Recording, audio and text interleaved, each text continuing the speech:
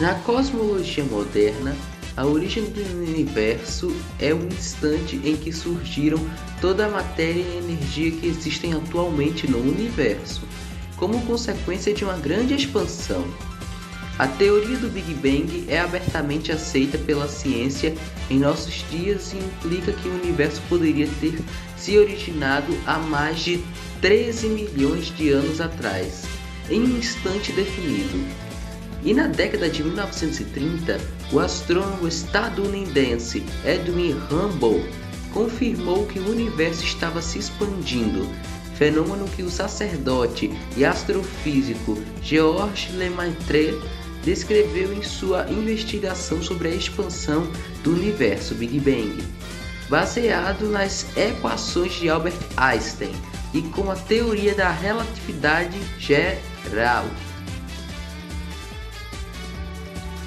Os cientistas reconheceram que a formação do Sistema Solar deve ter por volta de 5 bilhões de anos e surgiu de um redemoinho de nuvem de gás e poeira.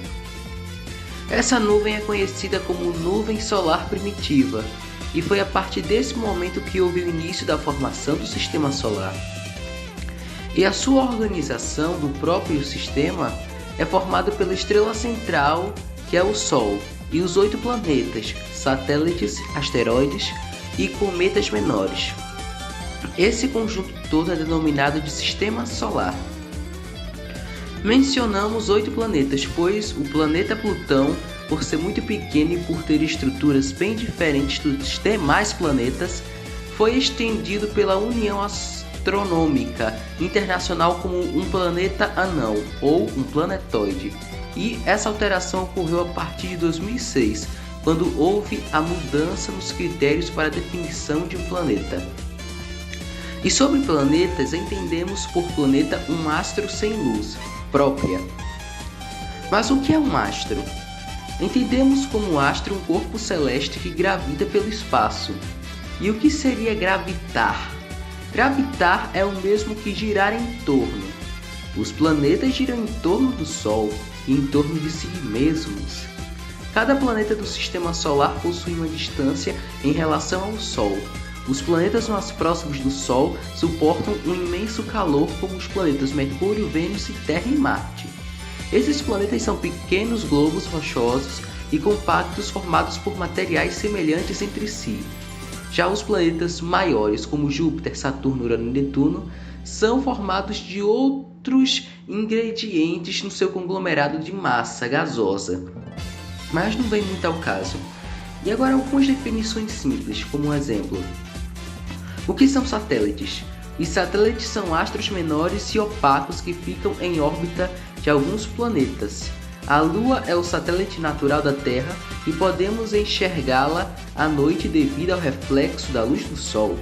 Asteroides, por sua vez, são milhões de pequenos corpos rochosos e metálicos que se movem entre os planetas rochosos e os gasosos.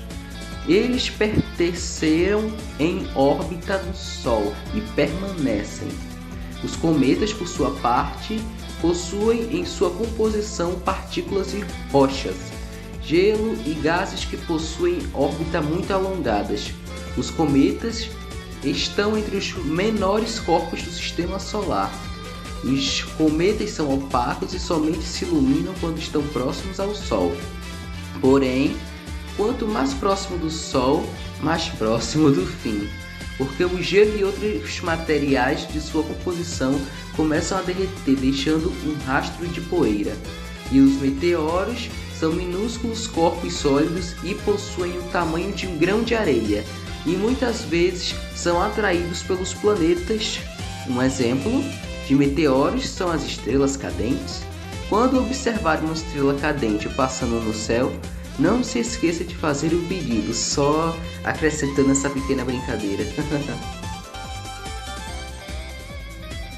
O Sistema Solar se desenvolveu de forma extraordinária ao longo do seu tempo e origem, e com isso também se deu a criação de planetas ao redor de muitas estrelas e corpos celestes e astros, como o exemplo da Via Láctea, que é um universo e um conglomerado de 8 planetas que ficam ao redor do Sol, que é onde vivemos.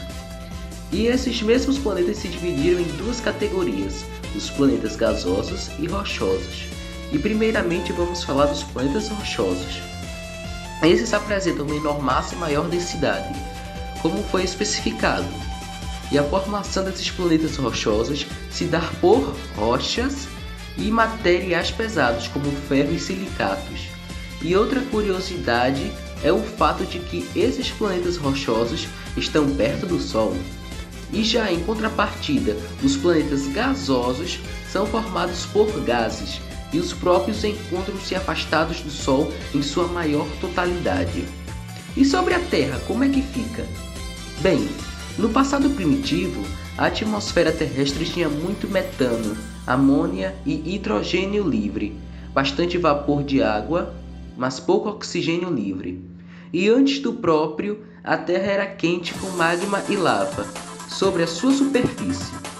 Isso evaporava a água e limitava a variação de espécies e as formas de vida que eram anaeróbicas e procariontes e pouco desenvolvidas.